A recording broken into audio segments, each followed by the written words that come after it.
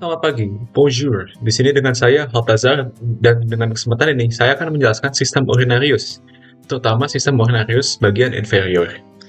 Sistem urinarius adalah sistem ekskresi, yang dimana adalah pembuangan metabolisme makanan ataupun cairan yang dihasilkan oleh tubuh, terutama senyawa nitrogen seperti urea, ataupun keratin, bahan asing, dan produksi sisa lainnya, yang dimana ini akan diekspresikan oleh ginjal dalam bentuk urin. Dan urin akan turun melewati ureter menuju kantung kemih untuk disimpan sementara waktu sebelum dikeluarkan oleh uretra. Seperti yang kita ketahui, sistem urinaria berperan dalam ekskresi produk sisa metabolisme, pengaturan volume, dan keseimbangan elektrolit. Pada bagian ini akan dibahas struktur dan fungsi sistem urinaria inferior, yaitu fungsi vesika urinaria hingga uretra, yang termasuk perbedaan anatomi antara pria dan wanita, terutama di bagian uretra.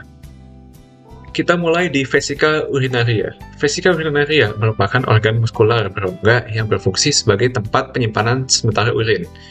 Secara anatomis, vesika urinaria terletak di pelvis anterior, tepat posterior terhadap simfisis pubis. Bentuk vesika urinaria bergantung pada derajat pengisian. Pada keadaan kosong, vesika urinaria itu berbentuk seperti piramida dengan 3 sisi. Sedangkan pada keadaan penuh, vesika urinaria akan mengalami distensi dan dapat menonjol ke arah abdomen.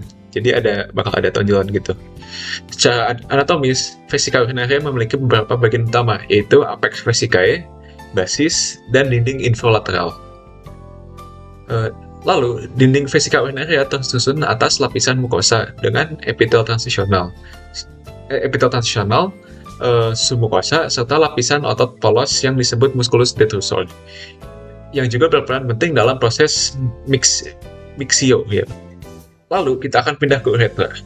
Uretra merupakan saluran terminal sistem urinaria yang berfungsi mengalirkan urin dari vesika urinaria keluar tubuh. Struktur dan panjang uretra berbeda secara signifikan antara pria dan wanita. Kita akan beranjak menuju uretra pada pria. Uretra pada pria memiliki panjang sekitar 20 cm dan berfungsi ganda sebagai saluran urin serta saluran reproduksi. Secara anatomis, uretra pria berjalan dari vesika urinaria ke arah inferior melewati prostat, lalu darah sekitar kantong seminal, lalu membrana perinealis, hingga akhirnya berjalan di dalam penis dan bermuara di meatus uretra eksterna. Sepanjang perjalanannya, uretra pria menerima muara dari beberapa kelenjar, antara lain yaitu glandula bulbo-uretralis atau kelenjar Cowper, lalu kelenjar uretralis yang berfungsi menghasilkan sekret pelumas.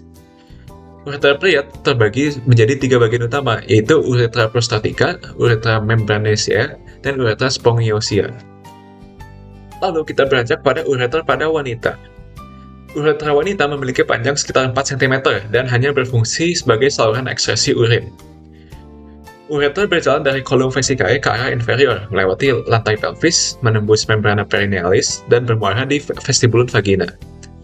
Pada uretra wanita terdapat kelenjar mukosa uretralis, termasuk glandula parauretralis atau glandula skene yang bermuara di sekitar uretra distal. Ostium uretrae externum atau orificium uretrae externae terletak di vestibulum vagina, tepat di antara klitoris dan interstius vagina. Ya, Dinding uretra wanita itu tersusun atas dari 2 lapisan, yaitu lapisan mukosa dan lapisan muskular yang terdiri dari otot polos.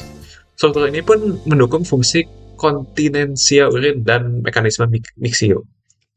Jadi di sistem urinaria inferior, vesika urinaria dan uretra merupakan salah satu kesatuan fungsional dalam sistem tersebut. Perbedaan panjang, struktur, dan hubungan anatomi uretra antara pria dan wanita memiliki implikasi klinis yang penting, terutama dalam kejadian infeksi saluran kemih dan gangguan berkemih. Terima kasih atas perhatiannya. Selamat pagi.